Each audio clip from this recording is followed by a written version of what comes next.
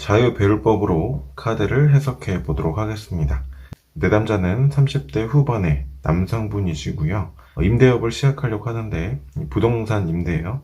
잘 할 수 있을까? 잘 될 수 있을까? 질문한 상황입니다. 질문을 들었을 때 타로카드 상담을 받으려는 그 목적도 일부 엿볼 수가 있는데요. 잘할 수 있을까? 잘 될 수 있을까? 라고 질문하는 경우에는 시작하려는 이 일에 대해서 확신을 얻고 싶고 또 위로를 얻고 싶고 이런 목적이겠죠. 반대의 경우에는 만약 내가 이 일을 하는 게 조금 미심쩍고 두렵다 그러면 이 일을 하는 게 맞을까요? 문제가 없을까요? 이런 식으로 질문을 하게 되어 있습니다. 자, 이제 카드를 뽑을 건데요. 첫 번째 카드는 어떤 카드를 뽑아보면 좋을까요? 내담자에 관련된 1인칭의 카드를 뽑는 게 좋습니다. 저는 지금 그냥 내담자의 카드 한 장만 뽑을 건데 이렇게 뽑을 경우에는 내담자의 심리 상태, 내면일 수도 있고요. 또 내담자의 1인칭 상황에 대한 카드가 될 수도 있습니다. 카드 한 장을 뽑았고 그 다음에는 어떤 카드를 뽑으면 좋을까요? 아무래도 부동산 어떤 그 경기 흐름을 타는 재테크 분야이기 때문에 외부적인 상황에 대한 카드를 뽑으면 좋겠죠. 저는 외부적인 상황의 카드를 뽑도록 하겠습니다. 이 일을 하는 게 맞을까요? 이렇게 부정 형태로 질문했을 경우에는 문제 상황에 대한 카드를 뽑으면 좋겠죠. 어떤 문제가 있길래 이런 고민하는 걸까? 이렇게 뽑아보면 좋겠죠. 하지만 지금 질문은 내가 이거를 하고 싶다. 잘 되었으면 좋겠다. 형태의 질문이기 때문에 문제 상황을 뽑기보다는 내가 이 일을 함에 있어서 방해가 되는 장애 요인에 대한 카드를 뽑아보도록 하겠습니다.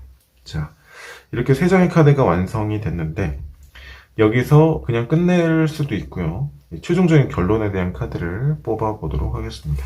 이 배울법 안에서 최종 결론에 해당되는 카드는 그 미래, 시간 전개에 따른 그 결과를 말하는 카드는 아닙니다. 예를 들어서 우리가 A라는 사람을 봤을 때 A라는 사람은 어떤 사람이다 이렇게 결론을 도달할 수 있을 때까지 이 사람의 어떤 성격이나 경험 등등 여러 가지 요인들이 이 사람을 구성하겠죠. 그것처럼 이 최종 결론이라는 카드는요, 시간 전개상 미래에 해당되는 카드가 아니라 이러한 모든 정보들을 통합했을 때 최종적인 모습, 그래서 결론의 형태가 어떤 모습이냐 이렇게 하나의 어떤 그림으로 보시는 게 좋습니다. 이제 카드를 뒤집어 볼 건데요. 첫 번째 카드, 내담자 카드는 소드 10번의 카드가 나왔습니다. 자, 두 번째 외부 상황의 카드는 펜타클 시종의 카드가 나왔죠. 카드의 성격이 좀 대비되는 걸 볼 수 있죠. 여기는 대단히 수동적이고 물론 이제 시종의 카드 역시도 적극성이 많이 부족한 카드이기도 한데 그렇게 평가할 수 있는 이유는 네 가지 계층의 인물 사이에서 상대적인 개념이고 이렇게 두 장의 카드를 봤을 때에는 오히려 적극적인 성격을 보이는 카드가 되죠.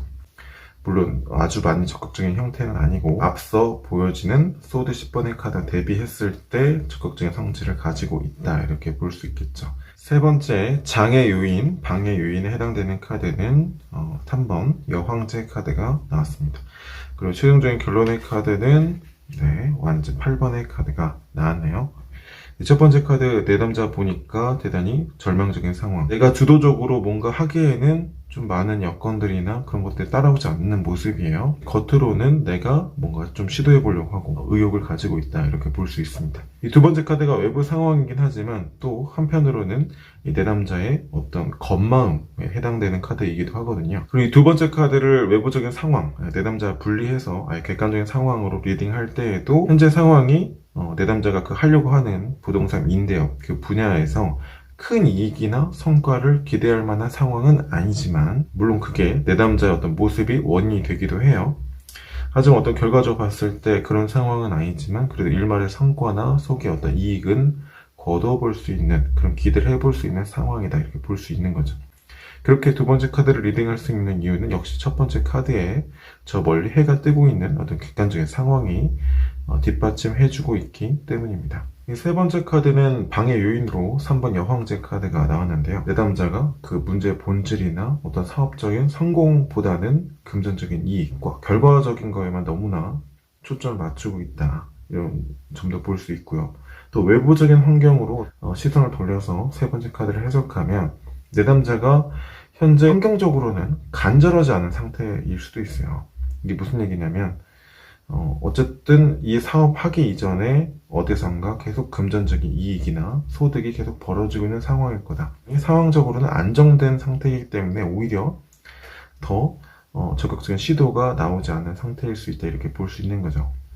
그렇기 때문에 앞서 두 장의 카드를 연계해서 본다면 내가 너무나 결과적인 이익, 금전적인 소득에 초점을 맞춰서 이 사업을 시작한 단계에서 보기 때문에 오히려 사업의 본질에 해당되는 뾰족한 수는 떠오르지 않고 있고 계속 결과적인 것만 바라보고 있는 게 근본적인 문제일 수도 있겠죠. 이 최종적인 결론의 카드를 보니까 지금 상황을 위축되어서 보고 있는 걸 알 수가 있어요. 왜냐하면 일을 꾸준히 지속만 한다면 얼마든지 잘 진행될 수 있는 구조인데 내담자의 어떤 이런 장애 요인, 또 내면의 상황, 또 내담자 1인칭의 어떤 모습, 그리고 외부적인 상황에서의 내담자의 태도, 이런 입장, 이런 것들이 어우러져서 내가 너무나 위축되어서 보고 있다, 이렇게 볼 수가 있겠습니다. 첫 번째 카드와 두 번째 카드를 말미암아 볼 수 있는 이 내담자의 특징은 또 너무 시작하는 데 있어서 완벽주의적인 성향을 보이고 있다, 이런 것들이 좀 내담자의 심리적인